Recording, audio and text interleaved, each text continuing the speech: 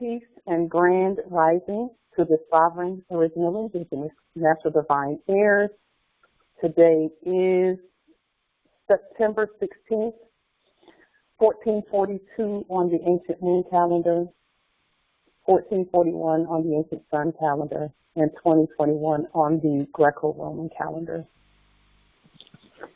All rise and stand. This is a sovereign, ancient, living Article 3. Moroccan, Moorish American Consular Court action. I am Sovereign Living Justice, Pauline Demetrici, in capitis diminutio nolo, in red ink, in propria personas de juris, in propria solo, and in propria heredes. No United States corporation, company, citizen, nor their agents, principals, heirs, assigned, nor any derivatives thereof has personam jurisdiction, nor territorial jurisdiction, nor subject matter jurisdiction over me, nor over any more. Our allegiance, our faith, our trust, our credit, our energy are hereby vested in us, for we are the people who are the sovereign, original, indigenous, de jure living, natural, divine, Moorish National Republic federal government, the Moorish American Consulate, and all Article 3 courts, Islam. So I want to show you just a few things briefly. We are having our full moon fast, our monthly full moon fast. The 3-day fast is going to be September the 19th, 20th, and 21st. The full moon is on the 20th. And we want to meditate and go within and harvest as much of the energy as we can from the full moon energy. Whether you can see the full moon or not, it's still feeding off of our energy. And when I say feeding off of our energy, it's feeding us as we feed each other and as we continue to grow. We know that moon energy is what governs, our womb governs the moon, actually. And we want to bring forth all of the prosperity and all of the harvest that this moon is calling for and beckoning for in the earth. So the fasting on the 19th, 20th, and 21st, you can fast from sun up to sundown, or you can fast the whole time. Generally, we do a water-only fast for the whole 3 days. But those who want to do it sun up to sundown, that's fine. We're still together as long as we're one on those 3 days, as we are on every day. And then those who want to do fast from meat for the 3 days, or fast from sweet for the 3 days, however you choose to fast. Fast from negativity, fast from negative people, or not negative people, but negative energy. So however you choose to fast, whatever you choose to stay away from, we're leaving all of that in the Piscean era that we just came out of. We're now in the age of knowing, which is the age of Aquarius.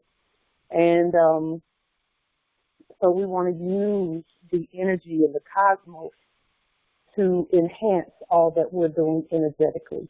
So that's what the full moon fast is. The 19th, the 20th, and the 21st coming up in about 3 days.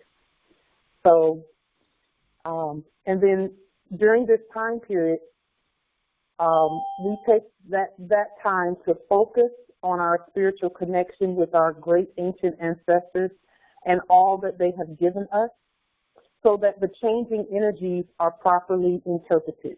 The energies on the earth right now are changing. They are changing rapidly with the grand rising. And with that grand rising, the energies can be misinterpreted based on our energy, or they can be interpreted very well as for what they really are, based on how we govern our energy. For example, when we govern our energies peacefully and we focus on all that the estate has to offer,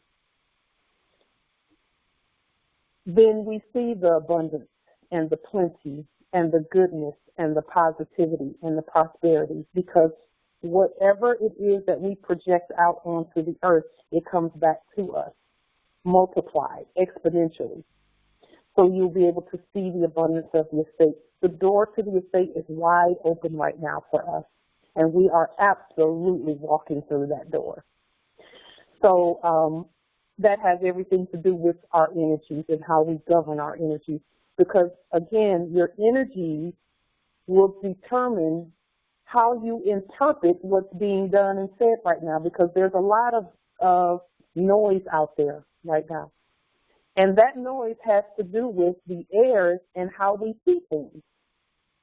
So some of the heirs will see things one way, and another group of the heirs will see something totally different. It's not really different. It's just it's perceptualized differently based on their energy. People who are, for example, and we know this from when we were asleep, people who are unhappy tend to make all of those around them unhappy. Not because the people around them are bad or mean, it's because the unhappiness within that person is being projected out and then multiplied back and forth. And that's the same way it is with abundance and prosperity energy and the energy of nobility and honorability, honor, sincerity, nobility. Those three energies are the energies that are front and center right now. Honor, nobility, and prosperity. And positivity. I mean, the list is long, but the top 3 to 5, 6 energies are all in the favor of the Moors, absolutely.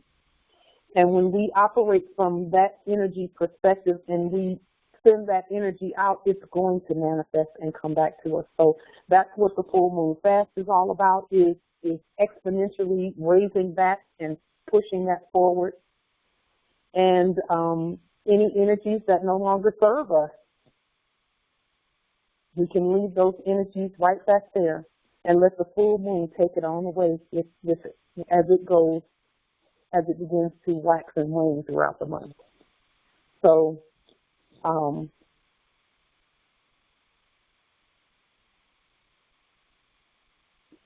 now I wanted to, some have asked, I want to answer just a couple of questions before we go into our topic.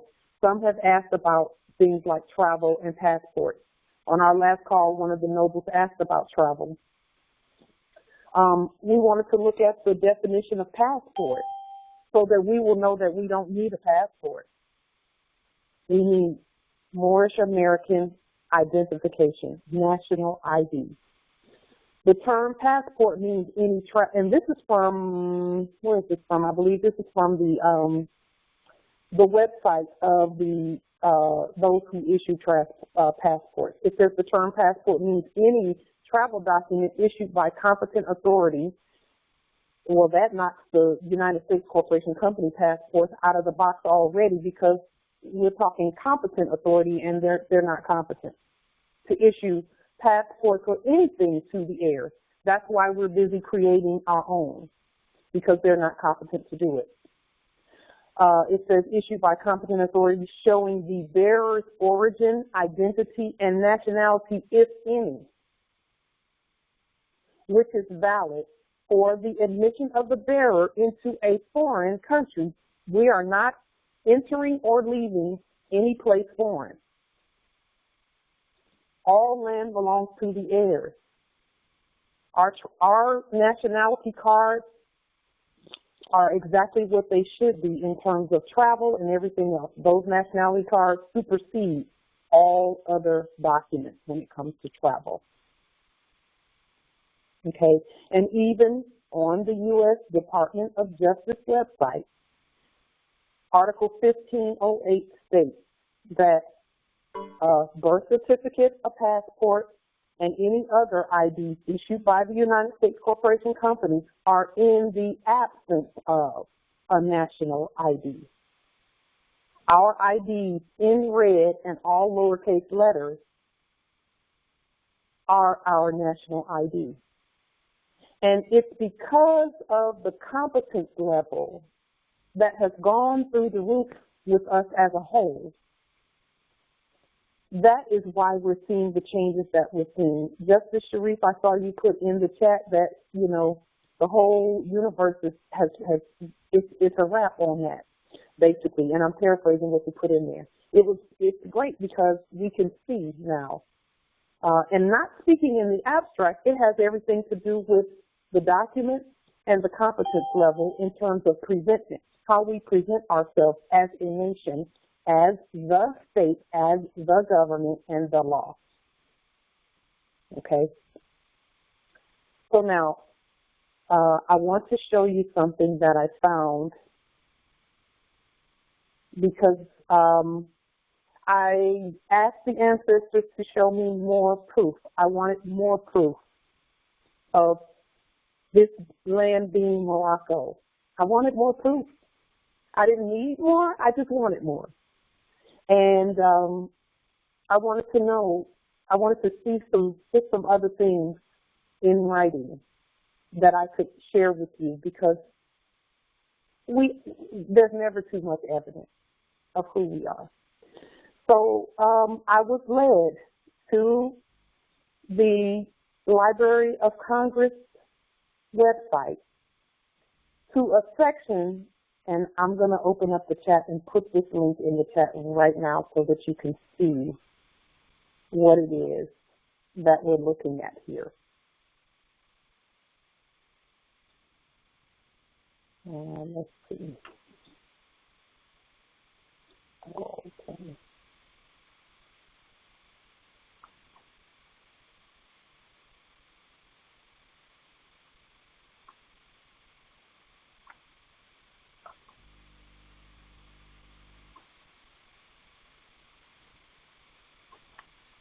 And granted, again, the things that we see that's been done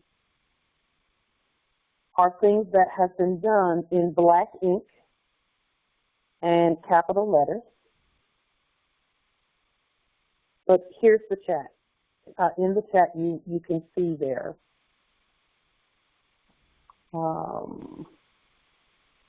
Just one moment.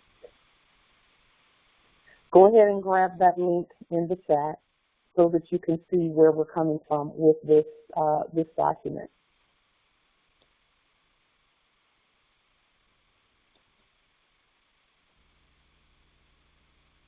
Okay.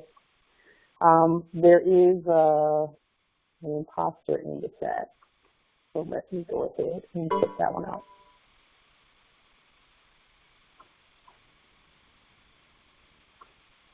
Just one moment.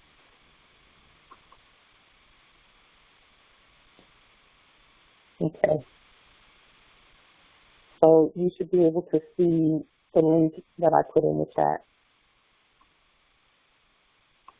Islam.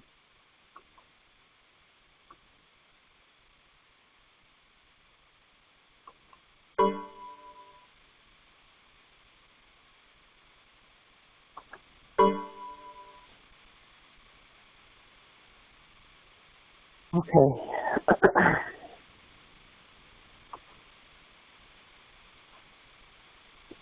There it is, right there. Okay, so let's take a look at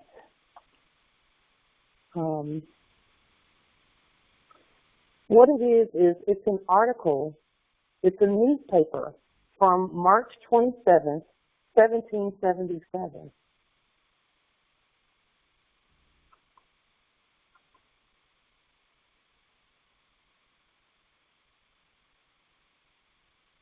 So let me pull that up so that everyone can see it.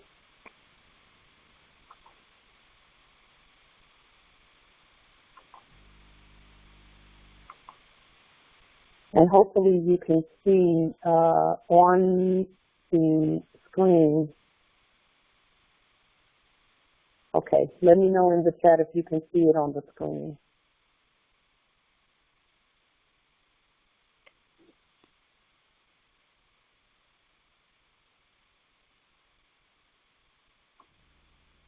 Islam. Are you able to see that on the screen? Okay, Islam. Thank you. Mobility. Thank you. Okay. So this is from Thursday. This is from the Newport Gazette, published weekly. This is volume number 11, and it's in the Library of Congress at chroniclingamerica.loc.gov. That's the website that it came from. Thursday, March 27th, 1777. I want to call your attention to this very first article here at the top of the document.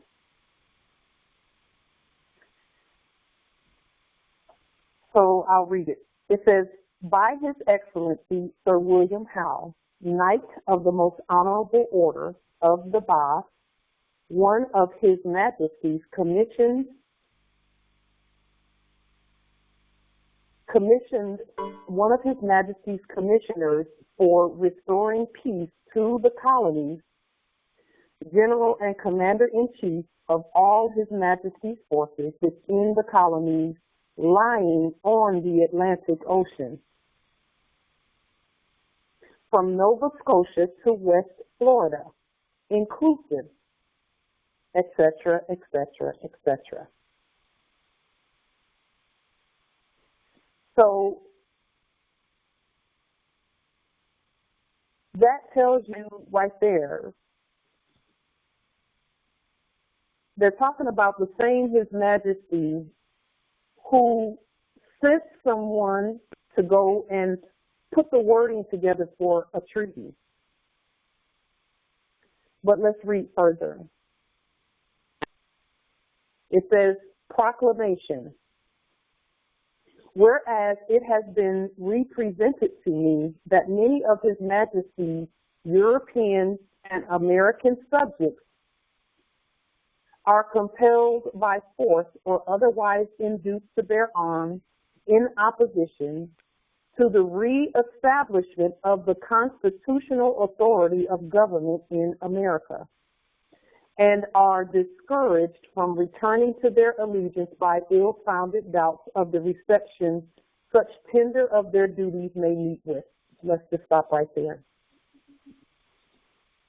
What does that mean? What is it saying? You'll see that they have the word America with a capital A, so they are talking about the subjects, the citizens. And what it's saying about the citizens is that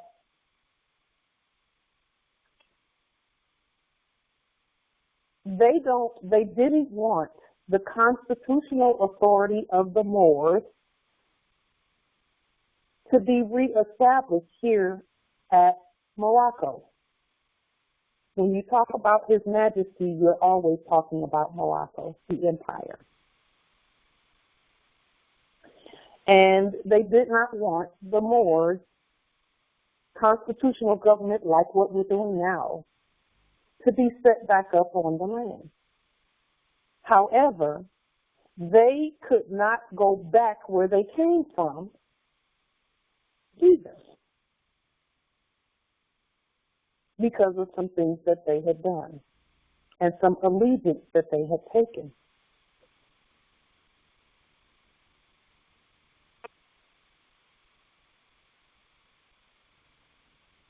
So it says, I therefore declare and do hereby promise and engage that all persons bearing arms as aforesaid, who shall surrender themselves to any officer commanding any part of His Majesty's forces on or before the first day of May next, shall be entitled to pardon for all offenses heretofore committed against his crown and dignity, and their estates and effects be secured from seizure, forfeiture, or confiscation. That every non-commissioned officer and private man who shall come in with his and I don't know what that's the same. It has a capital A and then an M and some punctuation, shall also receive his full value for them. That the American-born subjects shall be permitted to enter into any of the provincial corps in His Majesty's service or to return home as they think fit. And that the British and Irish-born subjects shall either be taken into His Majesty's service or conveyed to the place of their nativity at their own option, given under my hand at headquarters in New York, the 15th day of March, 1777, William Howe. By His Excellency's command, Robert Mackenzie, Secretary. So anyone coming from anywhere else and coming here, even if you were born here, if you're not the Moors, you're a subject. You're a subject who should be, well, they were at arms, they had arms, they were a standing army for the Moors.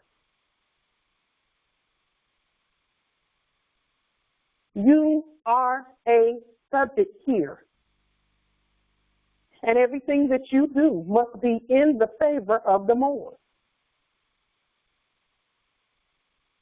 Who is His Majesty? That's Morocco. I can prove that. It's right here. There is another article here.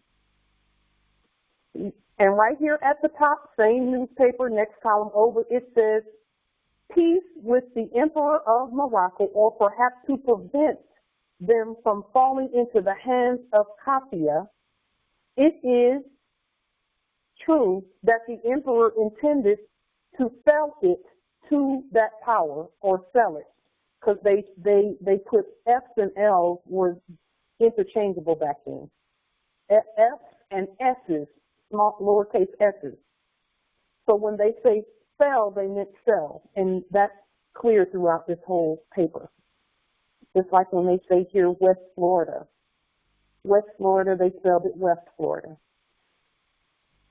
So there's no usurping. There's no usurping, because that is actually saying also that you will be deported from here at your own choosing. If you choose not to be in the service of the Moors, go back to the place of your nativity. And the word nativity was used there specifically with a capital N, because there's no nationality. There's naturalization, but there's no nationality for here unless you are working for the Moors. Then you are naturalized according to your nativity.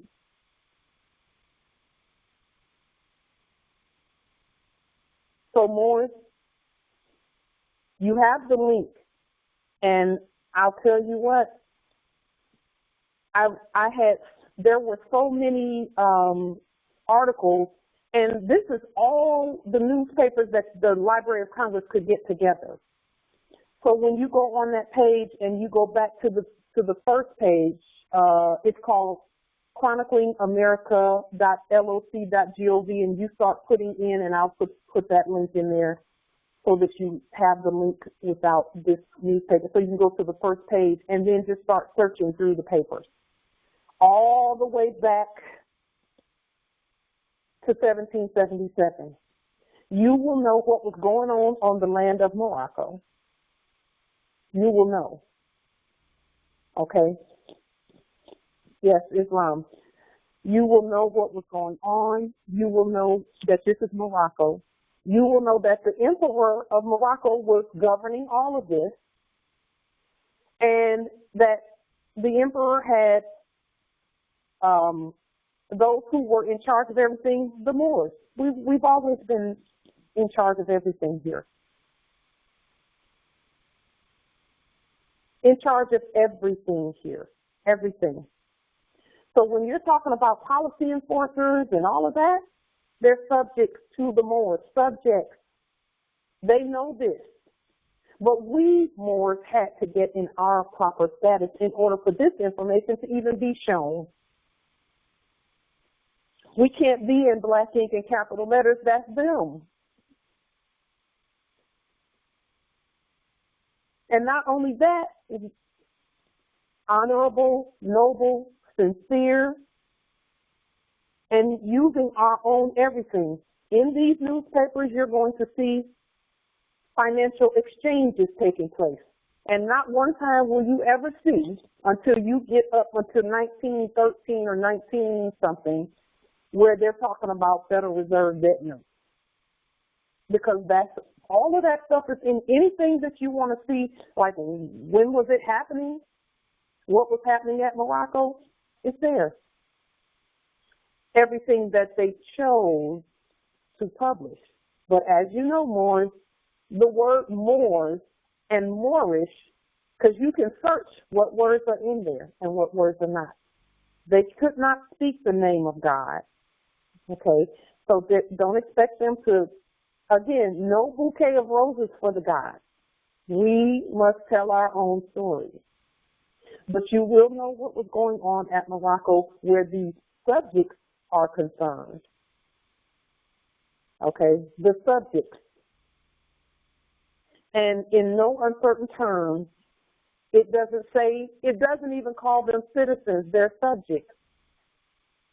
And they were proud to be subjects because they served in the military of the Arabs, the Moors, Morocco, ancient Morocco, this land.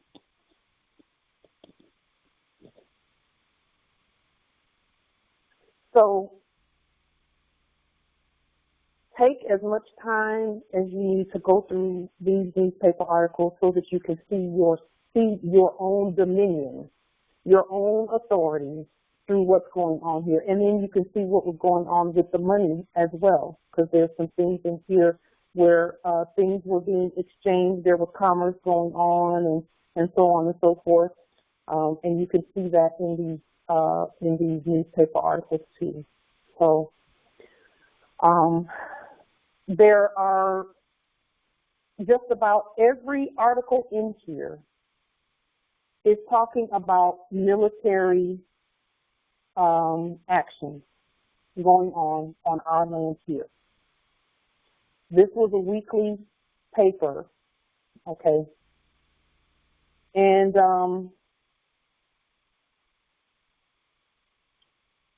just take a look at it.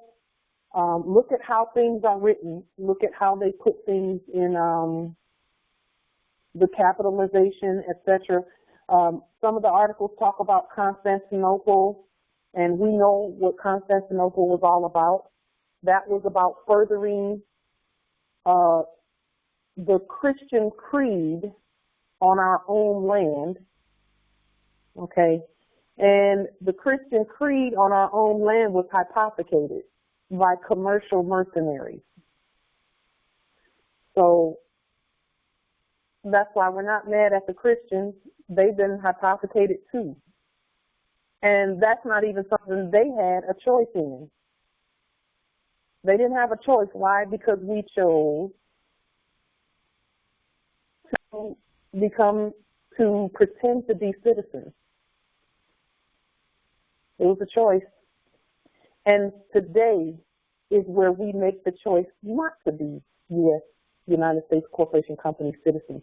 And make no mistake about it, although 1871 was when they put that corporate stuff on the public record, they were a company, a commercial company coming over here anyway still. They're supposed to be at work over here.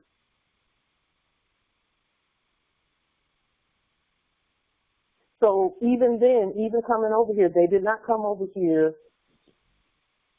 you know, to quote unquote have religious freedom because they were being persecuted as Christians. That's not the only reason.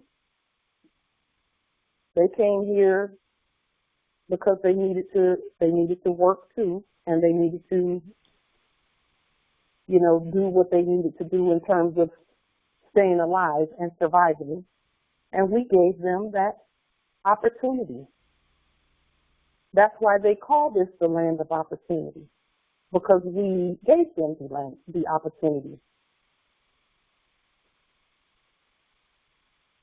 And so now that we know who we are and we know who they are,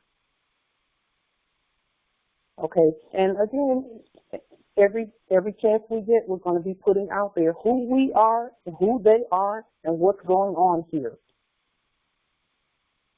Okay, because that sets the stage and the tone. It sets the boundaries or breaks the boundaries. It casts and breaks the spells that are necessary for us to move forward on our vast estate unencumbered. Okay, and again, this is in the Library of Congress. There is page after page after page after page after page of evidence of who we are and who they are and all of that. So with that being said, are there any questions or comments regarding what's been put forth and how to read it? We had to know how to read before this kind of information would be put forth for us to see. So I am going to open the floor, and we will, of course, without any foolishness, that the hybrid foreigners who do not want this information coming forth. Now you see why, you know, the interruptions and all of that, the trolling and carrying on, you know, because it's as plain as day, who's who and what's what. So if you have any questions, you can start six. If mobility, I could, Justice Akil, did you have something? I don't know if it's, your line is a little bit staticky. Has a little bit staticky. Oh, I'm sorry. I'm sorry, I yield. It's on. It's on. So now, more have been asking about the completion of the real estate process where properties are concerned.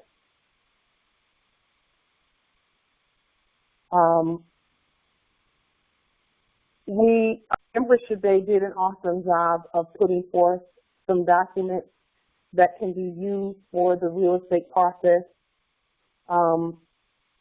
So take full advantage of the documents, and I will put under this video, I will put a link to those documents that she put out. And then I am also putting together, and it's taking a minute because it's from start to finish, but I'm also putting together real estate documents for the commercial property from start to finish. And the way that start to finish works is this. When we were in our sleep and we were doing the real estate process, for those who've been through that process, the first stage of the process is establishing the identity of whoever it is that's buying. Okay, that's what was done in our sleep. So in order to revert that, what we're going to be doing is we're going to include as the starting point or phase one of the real estate process the name change, the judicial proclamation, and the Moorish American ID in red and all lowercase letters with the proper, you know, seal on it, the government seal on it for the ID. That's the first stage, and included in that first stage also is going to be a termination of all corporate contracts and a lien on both the social and that black name in all capital letters.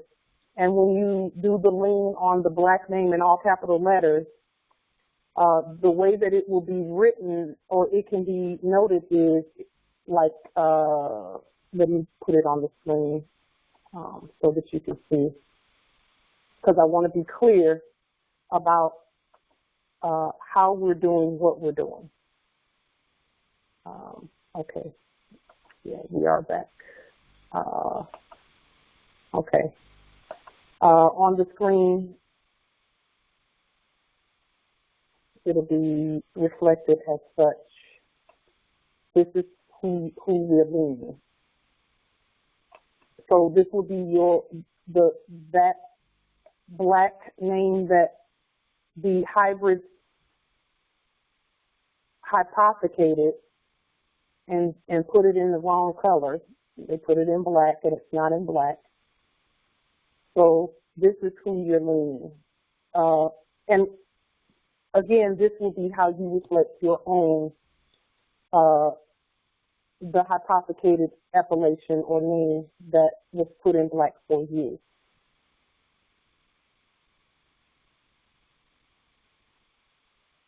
Okay. So that's who you're leaning. That, and then you can also lean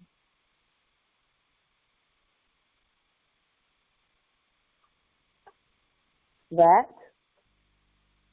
and then you'll also want to lean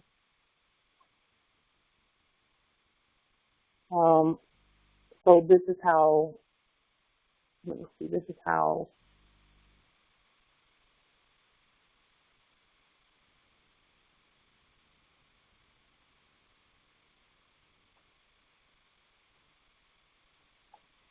okay, and you definitely want to lean name, address, social. You want to lean all of that, okay? Because this is not a, okay. We are the Moors.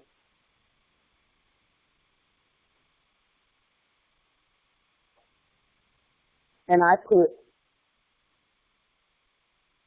when I want to shorten the Latin but still state who I am, I put ICDN. It's almost like we're saying we see the end of the corporate stuff, but ICDN is in capitis, diminutio, nolo, in red and all lowercase letters, with no punctuation or anything like that. Yes, this one that's on the screen, this black person gets sent to Guantanamo Bay. And the way you send that black person to Guantanamo Bay is you do a court action on that black person, and then you sit as sentencing because they didn't show up. And this is the beauty of this, is that thing is not alive, so it can't show up. It was pretending to be you and then getting you to agree to be it. So you call it into court. That's going to prove to you and everyone else that that thing is a fiction and it's not real. So you call it into court. How do you notify it? You just place it on the public record that this thing has been summoned to court. I posted it on my Facebook page, on my social media, and in the public records page, and said that thing is due in court on this date. And then I did a court action on that black person. Then I had to prove that that black person was not me. Because shortly after that, about a month and 8 to 10 days, I believe. Yeah, it was a month and 10 days after that, I was tested to see, did I really know that that was not me? So anything that I was given with that black thing on it, I didn't take it. So that's how you send that thing to Guantanamo Bay. You send it and then don't use it anymore. In other words, don't sign anything that has that on it. Don't sign in black ink and those letters. If there's anything that you must sign, and again, there's really nothing that we must sign because we're the sovereign. No one can make us sign anything. But some boards have not gotten to the point where they know that they don't have to sign that stuff. Keep your red pens with you at all times. And again, I'm not saying sign anything that has that on it. I'm saying don't sign anything that has black ink and capital letters on it. Because you know what? When corporates want to do something, they know how to get it done without our autograph on it in a way that won't violate us. They had to take that thing and get out of here with it. Do they still send things with that on it? Things like that come in the mail to the mailing location, or actually to the address rather. Well, that address doesn't exist. Neither does that thing. It's gone to Guantanamo Bay. No one's signing for it. No one's signing for it. So putting that on the public record, and then every so often we will put a termination of corporate contracts on the public record again. And I usually do it verbally. And what does that sound like? I'll go ahead and put another termination of corporate contracts on the public record right here. This is what it sounds like. All rise and stand. This is a sovereign, original, indigenous, ancient, Moorish American, Al-Moroccan, Article 3, consular court action. I am sovereign, living justice, Pauline Denise Ritchie, in capitis diminutio nolo, in red ink, in proprio persona juris, in proprio solo, in proprio heredes. No United States corporation, company, citizen, nor their agents, principals, heirs, assigns, nor any derivatives thereof, has personal jurisdiction, territorial jurisdiction, or subject matter jurisdiction over me nor over any more.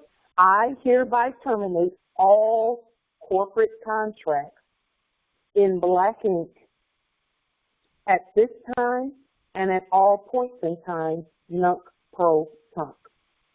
This sovereign justice stands as law. And that's the termination of all corporate contracts yet again.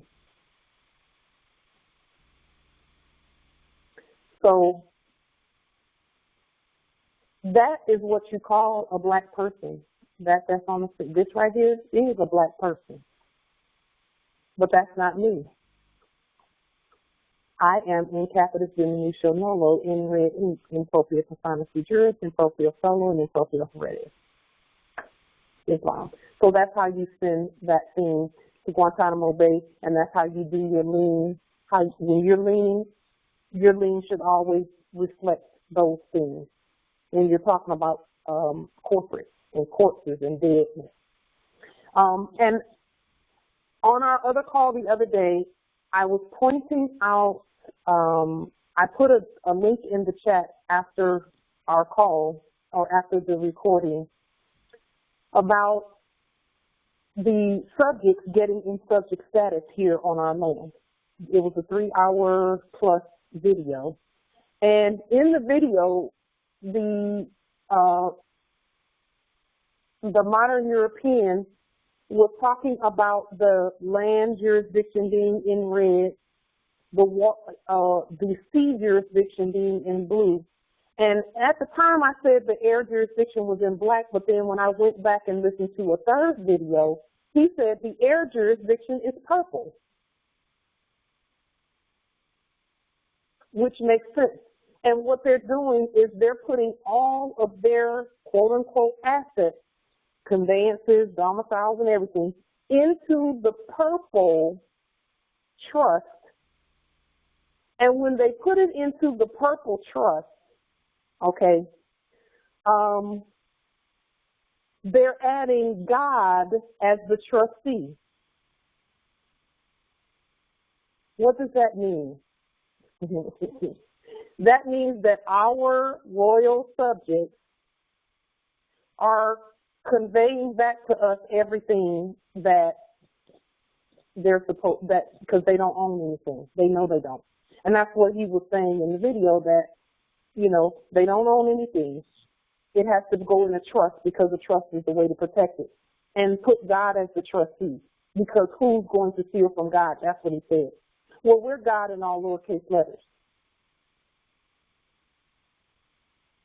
So they're just bringing everything back to the Lord. Everything.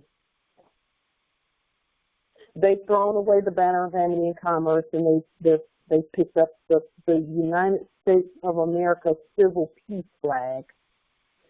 And, you know, whatever they have to do to get in alignment with what we're doing and get into their proper status, that's all right with us. Get into proper status. And as we continue to move forward in getting into our proper status, everybody's where they should be. And so now that, yes, Justice Theodore, that's good. Thank you for putting that in the chat. It's not, when they put God as the trustee of their trust, they're not putting it in all capital letters. He specified, don't put it in all capital letters. And don't put it in black ink. Okay, so they know about the land jurisdiction being ours. They already know that. And when you... Ma'am, how can we deport 340 million people? How?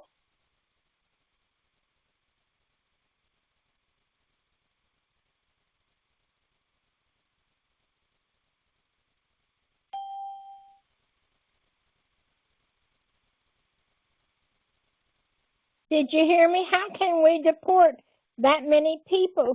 How can we do it?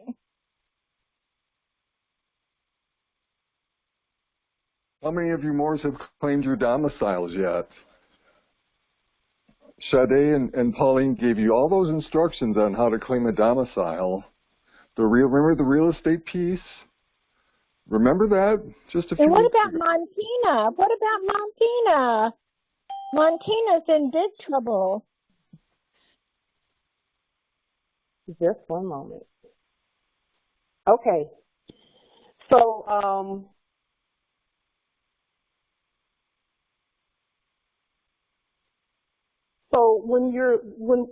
as I was listening to the things that they were saying, et cetera,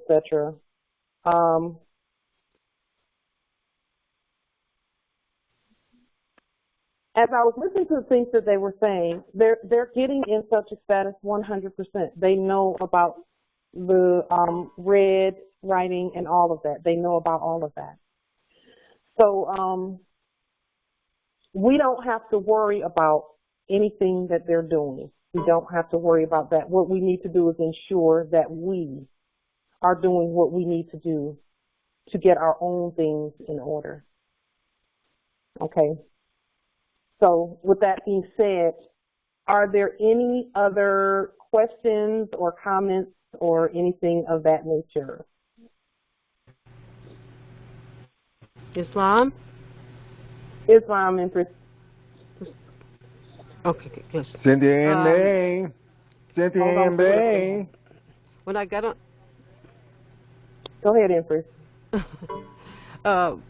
okay, a report came out.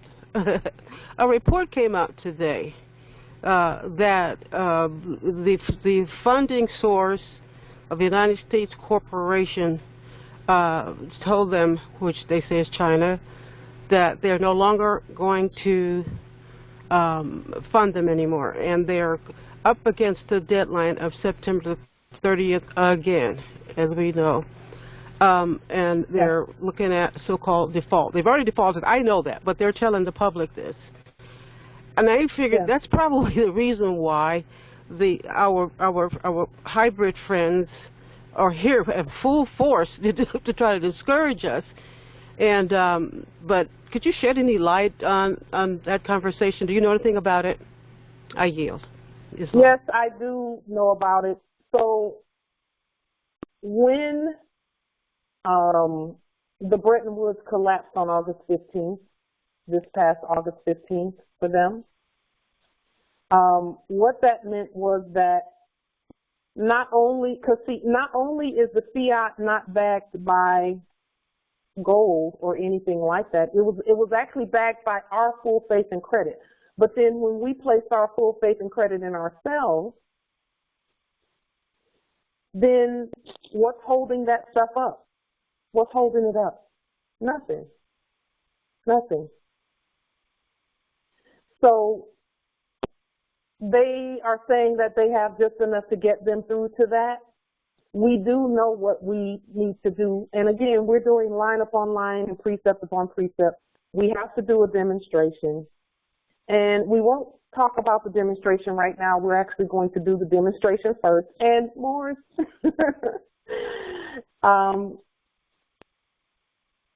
as we demonstrate the remedy for that,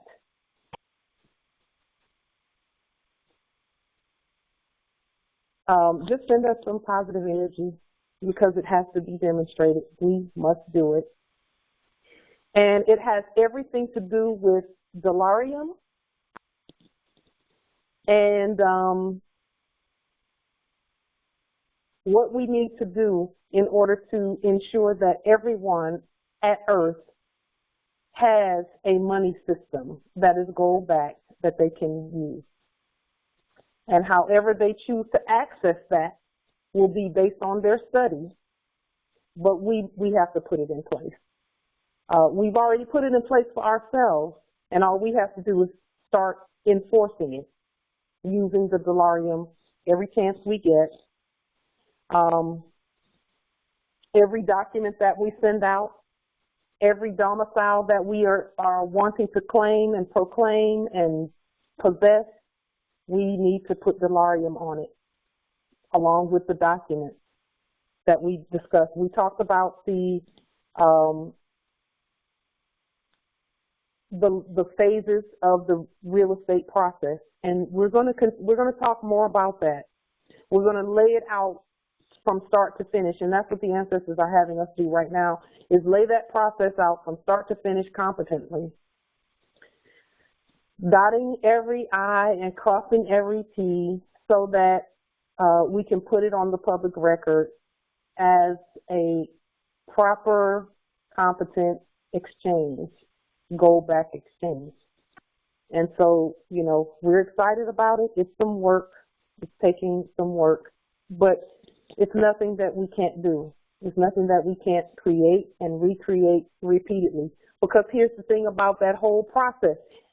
When you first see the list of things that we should have, and really the list is not that long, because if those Moors who've been active already, who've been doing things like putting your name change and judicial proclamation in your ID in red and all lowercase letters, who've leaned the fake, the straw and all of that, and the social and all of that, who've leaned all of that stuff, and who's been doing court actions regularly, at least one court action, you're right in tune with what's going on. If you've been working on practicing creating, and it's not even practice because they're real, creating a allodial title, doing an indemnis facere,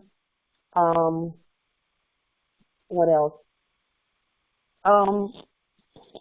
Yeah, it's just those are the things that the real estate process consists of, and then there's a few other things that are on that list, and we're putting that. I'm putting the whole thing together from start to finish because we have to, because that's going to get us to that next phase of having the space that we need and doing the things that we need to do. So as we complete the process, as you know, and as we always do, we will share it from start to finish. We'll share it. And the ancestors have been giving it to us piece by piece by piece. And some Moors are not really, you know, excited about that. They want the whole thing all at once. But if they had given us the whole thing all at once, it would have blown our mind.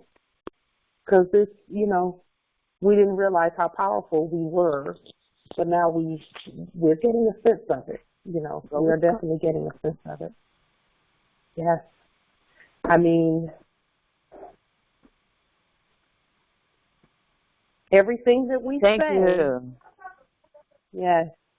Everything that we say and everything that we do. Very powerful. Very powerful. If I'll do it. Yes. Yes. So hopefully that answers the question. There is something we have to do with regard to that. And we will have it done by, in the next 30, well, I don't know, whenever the ancestors say, okay, everything is done. We're just going to keep working and putting everything together. And they always show us when everything is done. They tell us. And more, I'll say this about that real estate process. No one needs to go through a whole bunch of jumping through hoops and all of that. We don't have to go through all of that, you know. What we need to do is do the documents, and then in your spirit, when you know in your spirit that what you put together is competent, the ancestors will give you an affirmation in your spirit that you're ready to demonstrate that based on the documents that you put together. I'm seeing that that's how they do things. That, you know, yeah. Go ahead, Ingrid.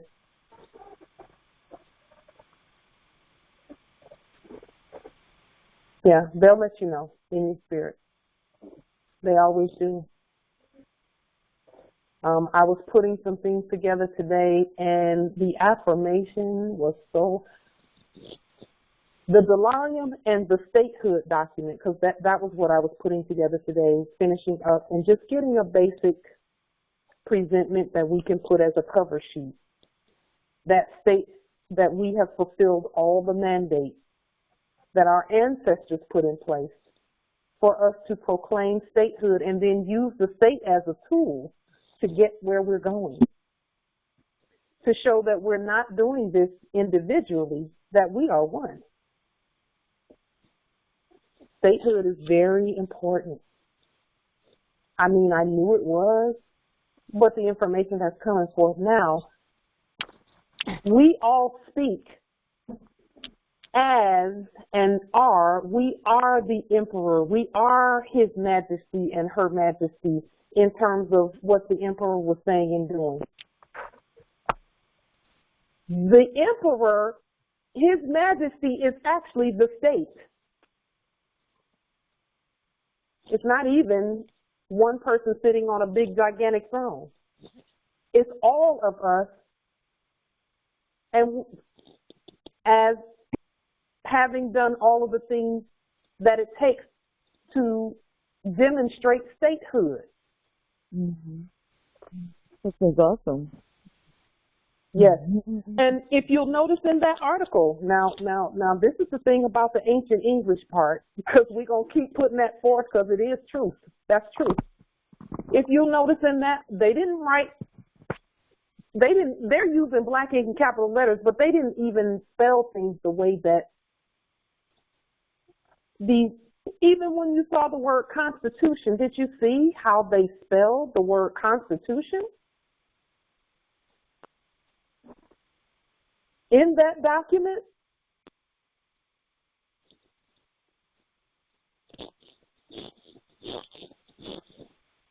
but some we were taught that we had to stick to their rules.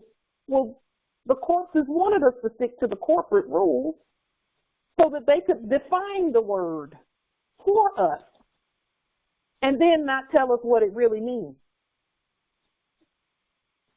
But the minute we add an E or step outside of the spelling that they've cast, it changes the definition and the etymology of the word back to that which we intend. In 1777, they were already working their way on up to some fraud by doing some black ink.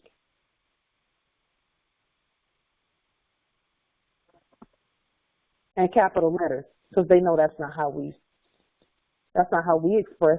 But in order for them to put things out and there not be any trampling or attempts at trampling on our sovereign status, they had to put it out in black. Because if they put it out in red, that would have been them really pretending to be us. So they've really not been trying to be us unless we don't know what we look like. We have to know what we look like. We don't look like black ink and capital letters. That's not us. The whole earth knows it. And when people started seeing black ink and capital letters go up on our buildings and things, they knew it was over. And they knew that it wouldn't be long before those letters would be coming down off the building and they'd be changing the building to something corporate. How, and I mean, just look back at some of the things they were called, the buildings and structures they were calling post offices that look like palaces.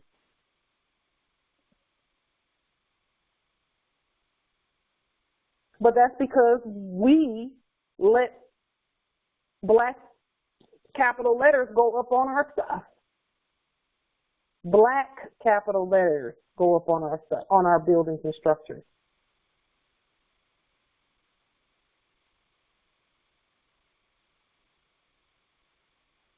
As soon as that happened, they knew, okay, corpses, policy enforcers, you can go in there anytime. I mean, think about this. Think about, for those who have domiciles or apartments or wherever, what color are the numbers on the mailbox? What color are they? What color are the numbers on the domicile? That's why we took that off. Our domicile, because our domicile is not a black domicile. No blacks live here. We live in our bodies, and we domicile here. But they had 911 as big as day in black. I was like, if you don't get that off. But on the mailboxes, it's big black.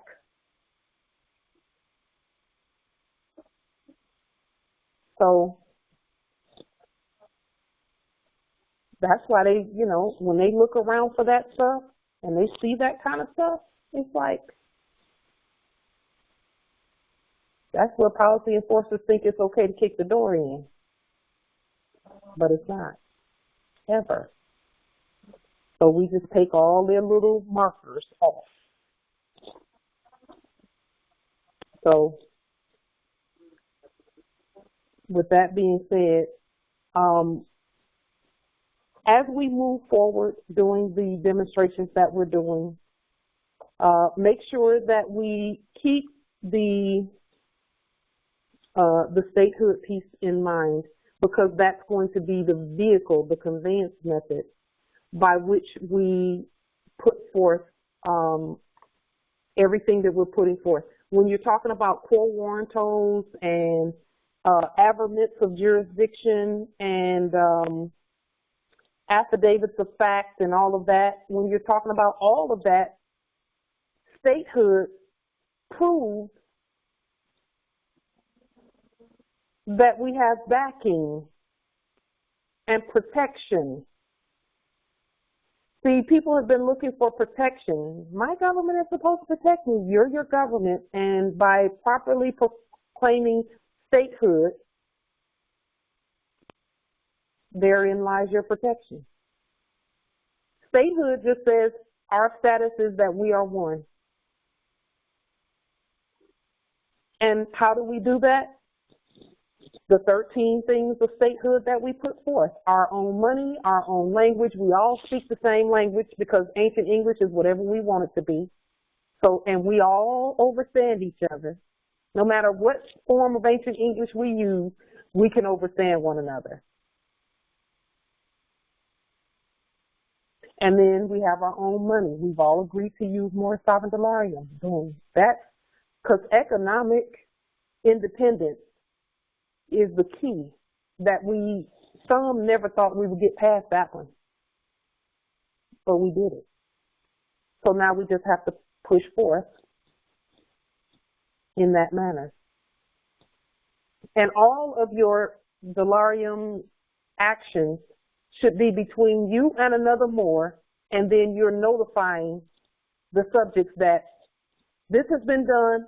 And when you notify the subjects, the reason they're subjects is because you've already liened them. So for conveyance dealership, lien them by name, you know, at least get the name of the one doing business, the CEO of that car dealership, because it's not, they don't even call them car dealerships. They call them auto dealerships and automobiles. Car is not a thing. And auto isn't either. It's actually a conveyance method for us as energetic beings.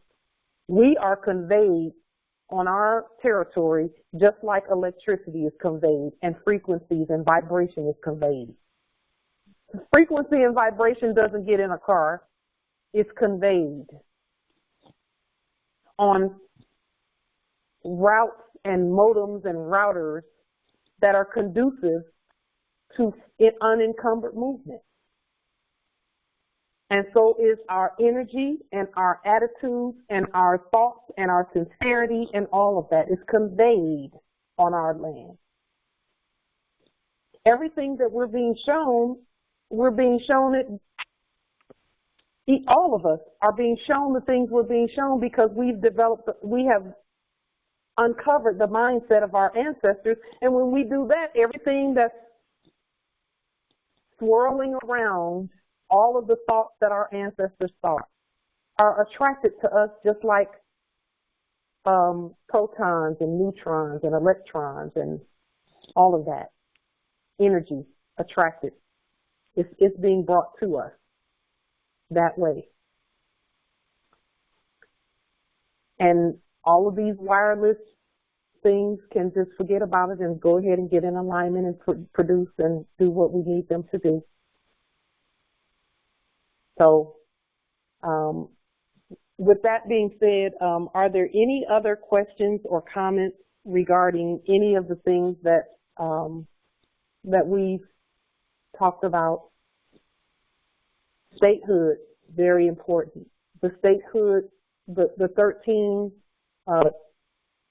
tenets and principles and precepts of statehood are very, very, very important. Very important because it's going to add so much muscle and strength to our demonstrations. Why? Because we've agreed to be one. We've all agreed to do all the same things. And those things are different from the corporate things. That is the strength and the power of statehood. Statehood is statushood.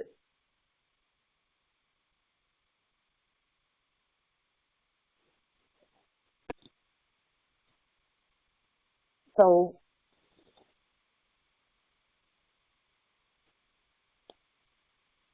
are there any questions, comments, or anything of that nature? Hopefully, let me see. Yeah, you can start 6 or so.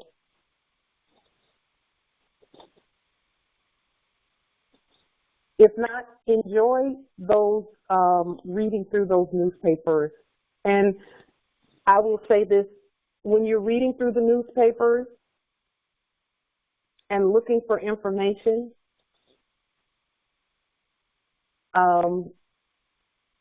pick certain dates, and when you see certain dates, such as 1786, 1836, 1906, when the convention at Algeciras was taking place, look in the newspaper and you'll be able to match up what's being said in the newspaper with what's going on. And it will validate, in a way validate, for those who need that type of validation, it will validate that it'll show you the fraud, and it'll show you that this place is Morocco. So, and that everyone here took their orders from the emperor, His Majesty. And again, His Majesty is an energy. His Majesty is the law, because we are His Majesty. And I'm going to say it like that because that's the best way I can think of to say it. We are His Majesty. And anything that we say and do on this land, that's what it is. We can even say His Majesty, the Emperor, said, do this and do that. But we don't need to. We can just say we said it because we have the authority. Now, one thing I want to say before we pause is this. Everyone, please look again at the treaty. You know, hopefully you all can see this on the screen. Maybe you can, maybe not. Those who are in this meeting, you can see the way that the Library of Congress has presented the Treaty of Peace and Friendship 1786 and 1836, where the letters are in white. Take a very close look at the first paragraph of that treaty, and you will see that we never signed a treaty. The emperor never signed a treaty. You will see in the wording that the treaty that we see that's in the Library of Congress is where the emperor said, okay, subjects or United States, we heard that you all want to be naturalized on our land and that you don't want to be a company anymore, a corporation. You actually want to be a group of people, a people group on our land. So go out, you plenipotentiary, you go out and meet with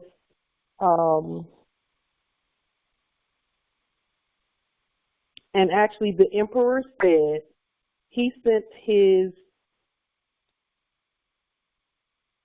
representative. Okay, it wasn't the emperor, it was his representative. And he said, go and meet with these ministers plenipotentiary. So it was, this treaty that we're looking at is the language and wording of Benjamin Franklin and Thomas Jefferson, their ministers plenipotentiary, and them and the ambassador, minister, or commissioner of His Majesty, the Emperor of Morocco. So some people got together, some representatives, and we know nobody represents the Moors. Some representatives got together and said, look, if there's going to be a treaty between us, let's put some wording together and then we're going to take it to the Moors.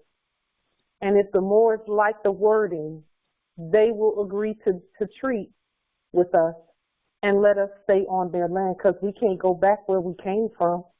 And we're working here on their land, so we need to put some things together so that we can take it to them, and when they wake up, they're going to see these white letters and they're going to say, okay, Moors, what do we want to do about these that are on our land? Do we want to treat with them? See, some are making it seem like we already agreed to this. But if you read it, the first paragraph, we didn't agree to this. This was the minister, commissioner, or ambassador for the emperor, and the ministers plenipotentiary for Thomas Jefferson and George Washington, and Thomas Jefferson and Benjamin Franklin, coming together. John Adams, Benjamin Franklin, Thomas Jefferson, their ministers plenipotentiary, giving to them, or a majority of them, full powers to confer, treat, and negotiate with the ambassador, minister, or commissioner of His Majesty the Emperor of Morocco concerning a treaty. Well, who would even be that on this land?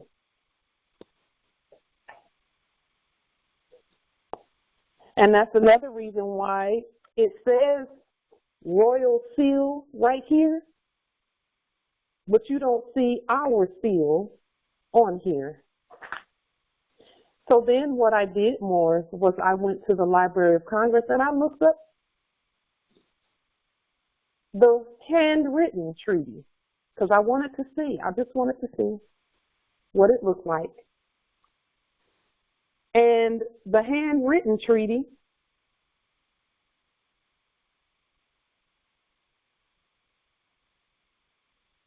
let me put it on the screen for you real quick.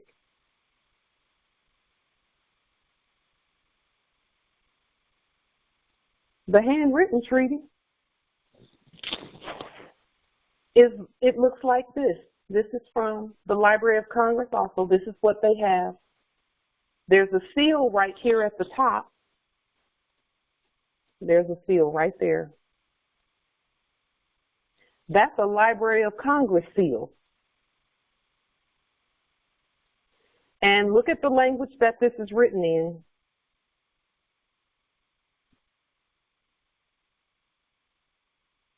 And now let's go to the last page. Because see, it's written in black ink and capital letters. So we know we didn't do it. We didn't sign anything.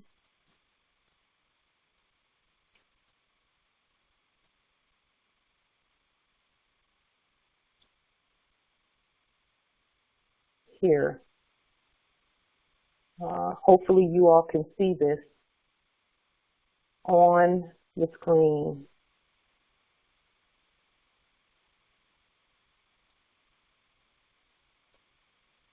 This is the last page. This is page 9 of the treaty.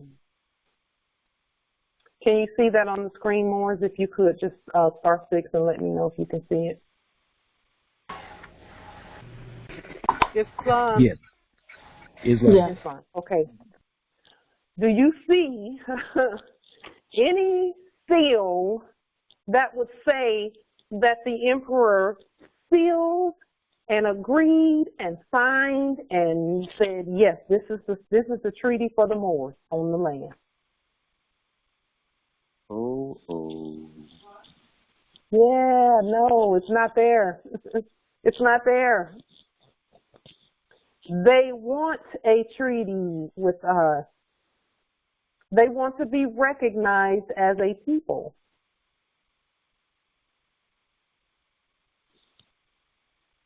And we have to come together now that statehood is here. And it's always been here. We know that. It's always been here. But we have to come together with all the Moorish government, and we have to decide. That's not a decision that, any one of us makes. We all make it together. So we have to come together and decide how we want to proceed. And here's the little secret about all the treaties that we've ever seen, because I have 4 giant books of quote-unquote Senate treaties. They're all in black ink and capital letters. Beautiful books. I got them for a little bit of nothing at a used bookstore somewhere. I was thinking people must not know what this really is. And that was like a while back. That was like 2-3 years ago. But none of the treaties have been authorized by the Moors and signed and sealed and put on the public record. None.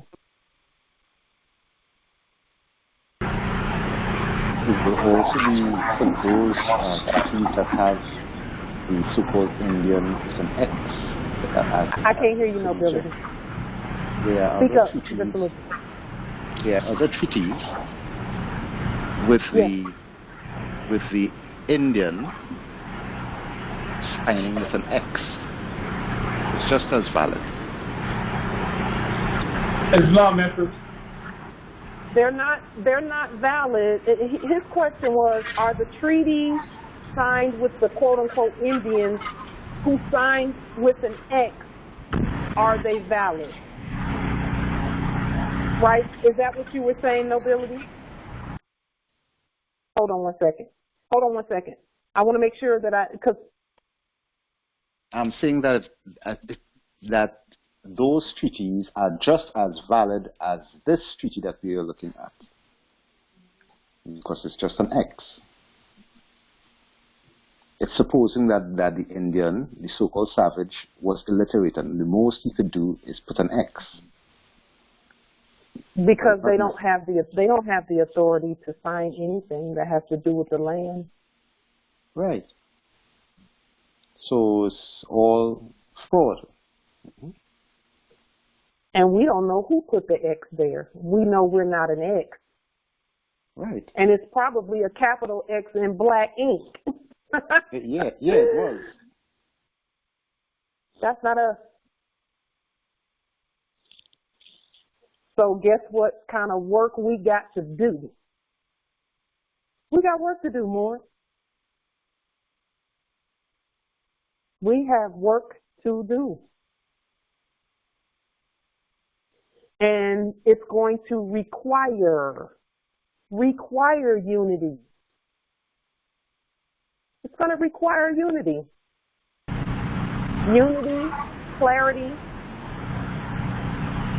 Hey, Mom, I was listening to a presentation reference Abdullah and Brother Shem, and they were speaking of the Lenape Treaty to get the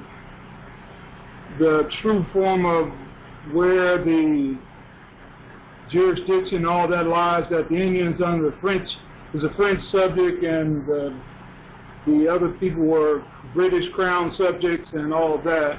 Are you familiar with that, or have you heard anything about that?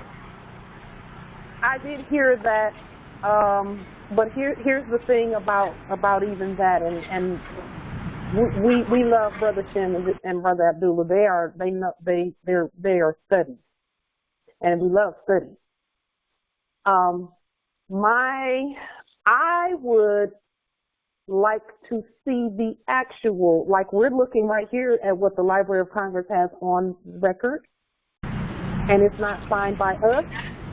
Islam. I'd like to see the actual, what they're referring to. Islam, it was the Lenape Treaty, and they had something pulled up, so I didn't see it. They had it on their computer. I yield. So I would like to see the actual one. And here's the thing. We're not invalidating anything. What we are doing, though, is saying we see what happened. Okay? Just one moment, Nobility. There's a lot of noise coming from your background, so I'm going to mute you just for just a second. Thank you, Nobility. Thank you. we're not invalidating anything. We're not invalidating any treaty. We're not invalidating anything. What we are doing is saying that if this is going to apply to us, we need to take a look at it. We need to rewrite it and state it in terms and use the jurisdiction, the right word for us as a nation and as the Moors here on the land and as the heirs, so that it reflects our sovereign will. That's what we have to do because it hasn't been done. A while back, I rewrote the treaty in red in all lowercase letters, and we presented it on one of the calls, and some of the words were anything alluding to war was taken out, and we put peace in place of it. And then we took that and gave it to the military here at Olympia territory. And some of the other Moors were with us when we did that demonstration. That was calling for peace. And we see that happening where everything is concerned, and we've shown you some of where that's taking place at, where they're coming out of the black war mode and going into peace mode. Peace mode is red for the land, purple for the air, blue for the water. That's peace mode. Everybody in their rightful place. So we're going to have to take a look at everything we've been told about our history and make it apply to us. And we have to do that together, everyone, together. We have to look at every treaty that's ever been put forth of them saying, you all signed a treaty. This is the treaty right here. No, we didn't. No, we didn't. We didn't. What we did do was tell the United States corporation companies, go and investigate everything, look at everything, go out onto the land and apply a value to everything and put it on the tax assessor website. Go out and survey the land and do all of that. We sent them out to do all of that. Go out and do infrastructure. Put roads and buildings and signs and everything out onto the estate.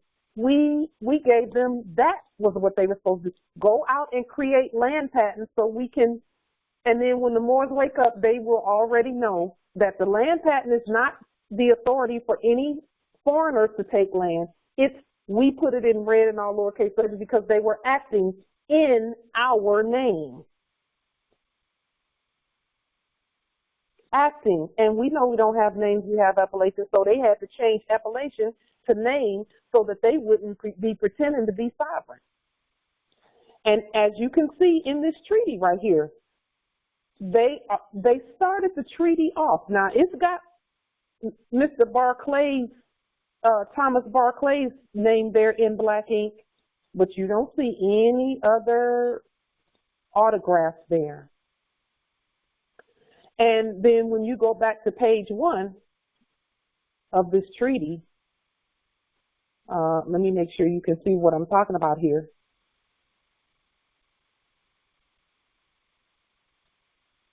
Everything that they did with regard to this treaty, they did it in the name of Almighty God. And they didn't even put God in all capital letters. They put it in capitis diminutio minima. So they weren't even doing it in their own name. They had to do it in the name of their creator, which is us.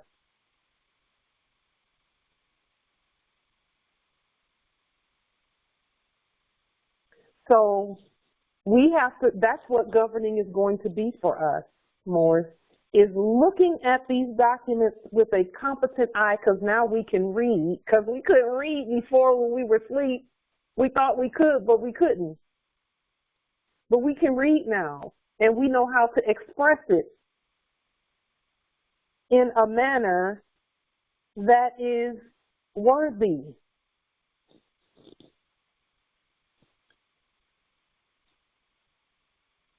So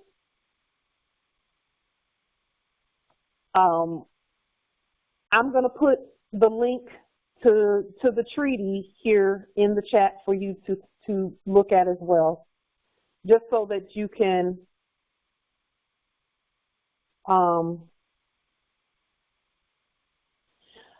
that's a good question I have. Noble J. Michael, he asked, have you ever come across any Moorish documents actually done by Moors in lowercase red at all? I saw a painting that was done that has the red lowercase writing, and it specifies that these are Moors in the painting. But there's also Vatican documents that I've seen. And again, I've only seen them in passing in a movie somewhere where it was in all lowercase letters. How did I know that that was the land jurisdiction? First, it was given to me in my spirit after looking at the name change in judicial proclamation. And then with more study, I realized that we probably, it's only after we start putting documents out in red and all lowercase letters that we're going to be shown in the museums, because the museums have the documents and the historical societies have the documents in red and all lowercase letters. The Vatican has the documents in red and all lowercase letters because it's the land jurisdiction.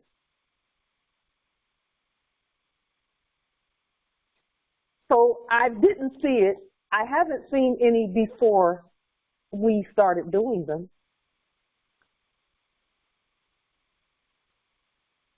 But that is how this works. We listen to the ancestors. They don't give us the answers to the test before the test. They give us the test first, and then they give us the answers. Now,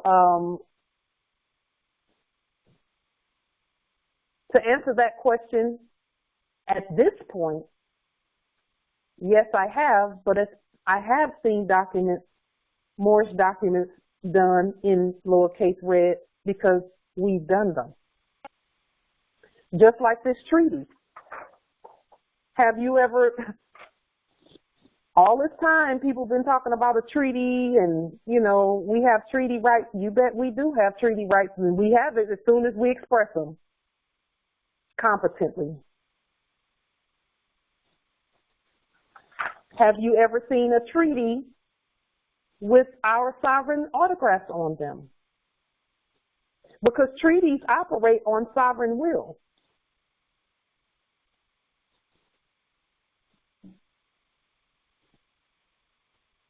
Islam? Islam. Yeah. It's my understanding that that treaty was originally written in Arabic. I believe I have a, as a matter of fact, I believe I have a copy of that, if I can find it on my hard drive. But I was listening some time back when the Duke of Tears was talking, and he said that that treaty, he said in the original copy of that treaty, the treaty was between the Emperor of Morocco and Societas Republica y Americanos. And when they translated it as the United States. Because remember at that time Yes. Remember at that time they were undergoing the change in the government.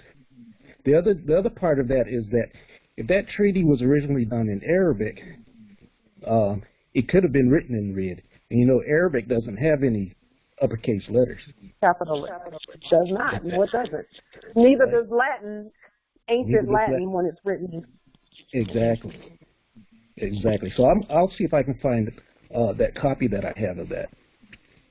I saw that copy, and it really, it did not satisfy my, what I know about writing and documents. It didn't satisfy what I needed to see in terms of what we've been told about it being the United States and stuff.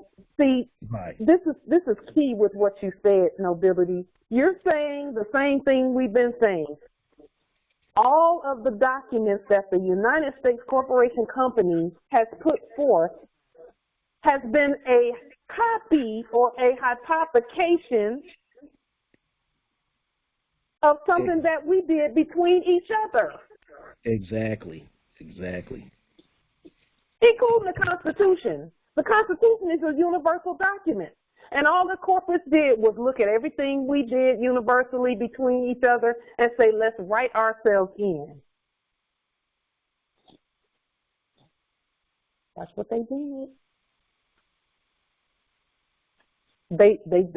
They put themselves in the story. They did it time and time again, didn't they? Yes. And then said, we're going to tell the heirs that we got something to do with all of this. And maybe we can get them to continue to be subjugated.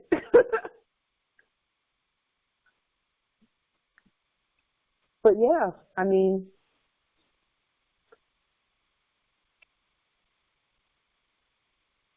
the clarity. I'm grateful for the clarity. The Constitution was something that we had. It was derived from an ancient overarching constitution that we all of the indigenous nations of the earth agreed to. We all agreed to it at one point. And that's not even the oldest, because the constitutions before this derivation of constitution did not even say gold and silver as in payment of debt, because we never had debt. What we used, believe it or not, we used salt as salary, because our salt was so pure. That's what we paid the soldiers in, salt. That's what they wanted. And if you look up the definition of salary and look at where that word came from, it came from the word salt. But if the salt has lost its savor, what condition will the earth be in? So that's why we are called the salt of the earth. We give everything flavor. We keep everything fresh. They put salt on meat to kill the bacteria and to keep it fresh. So with that being said, we got a lot of work to do. Let me say this too about the Arabic piece, nobility, because you brought up that the original was written in Arabic. I saw it, and let us be clear that Arabic numbers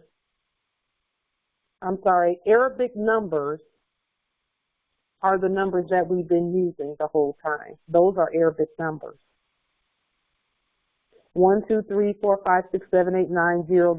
Those are Arabic numbers. So even when you look on that treaty that you're referring to, you're going to see 1, 2, 3, 4, 5, 6, 7, 8. You're going to see numbers that we recognize. And then the letters that we've been using are Roman letters. We've been Rome the whole time, but in red and all lowercase letters. And that's why when you see Roman numerals, what do Roman numerals look like? I's, L's, M's, X's, V's. We've been using Roman letters the whole time. What does that tell me? That tells me that everything else came from us, that our culture is like our ancient English. In our culture, every other is presented. Every other original indigenous nation is presented in ancient English,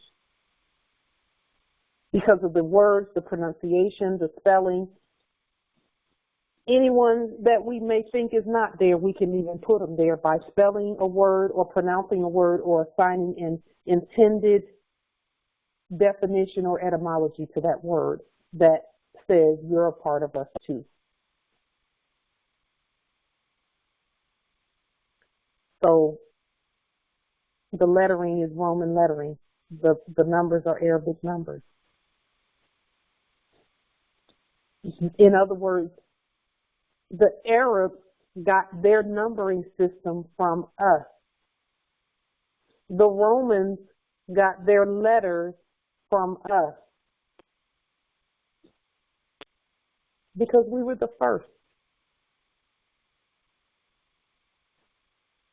So with that being said, if there's nothing further, we will continue connecting with each other and uniting so that we can get this work done. And we're not trying to do everything all at once. We've got much time. We got time to get it done. Right now, everyone, I know I'm focusing on ensuring that around me is secure. And it's secure. We know it's secure. But doing the demonstration from start to finish, okay, secure has never been an issue for us. It's never been an issue. Even with all that we've been through, we're still secure. We just have to demonstrate competence at every level because the emperor is watching. And that's all of us. So with that being said, peace and grand rising to the sovereign, original, indigenous, natural, divine heirs, Islam. Grand rising here. Islam, grand rising. Grand rising to the man. Peace and grand rising. Look in the chat, Empress. Look in the chat, Empress. Grand rising. Grand rising. Let me see. I'm looking nobility. Let me just see. Hopefully I didn't miss anything. I think that's the first I day. am. And grand rising. Yes, let me see if I can get down to the bottom real quick. Hey, what are you doing? Islam. Looking over there.